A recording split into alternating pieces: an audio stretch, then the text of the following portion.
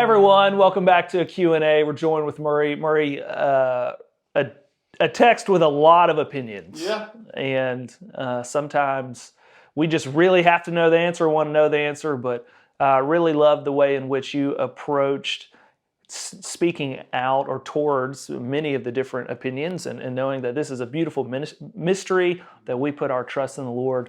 Before we get to a few questions that were actually sent in by someone listening, why don't you remind the listeners of the sermon? So we looked at the last part of Romans 11, 25 through 36, and the Apostle Paul is telling the Gentile believers of a mystery, and he says in there that at some point in the future, God will save all of Israel. And what we talked about is, one, what that means and what it doesn't mean from the perspective of the Israel people and from the perspective of the rest of the nations. And then what it looks like in terms of our response, who have received God's mercy, one of humility and then one of worship.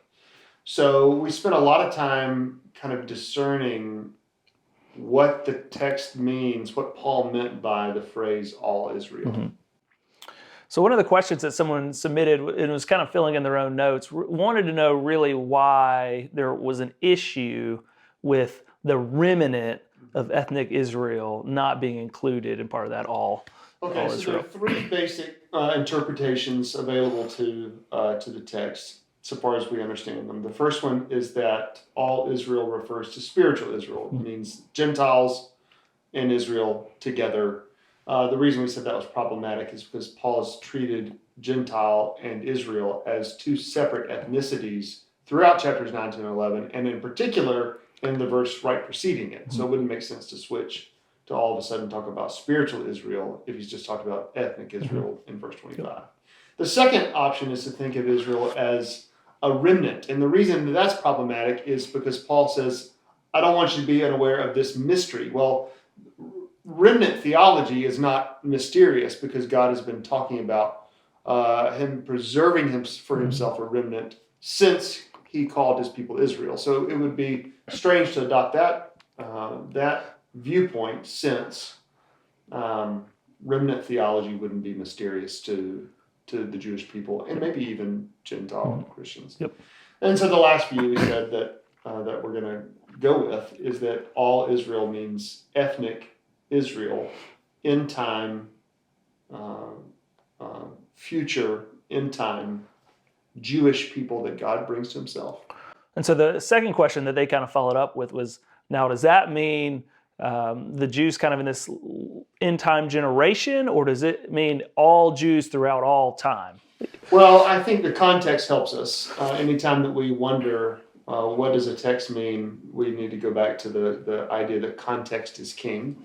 And in the context, in verse 23, it says, God is able to graft them, ethnic Jews, in again if they do not persist in their unbelief. And so I think the short answer is, what I think Paul's referring to is end time, future ethnic Israel, rather than those who have already died apart from Christ. Yeah. So sometime in the future, God will bring about the salvation, this text says, of most of Israel. Yeah. I think the word all doesn't mean every last one. One commentator called F.F. Bruce says we oughtn't take it to mean every last one, but the vast majority. So I don't know how God's going to do it. Some believe it'll be a Pentecost 2 type moment. Others believe it will be a slow, steady gathering. But I think it has tremendous impact on the way that we think of ourselves in terms of prayerful for God's ancient covenant people, evangelizing of God's ancient covenant people, grateful for his mercy shown to us. So all kinds of different.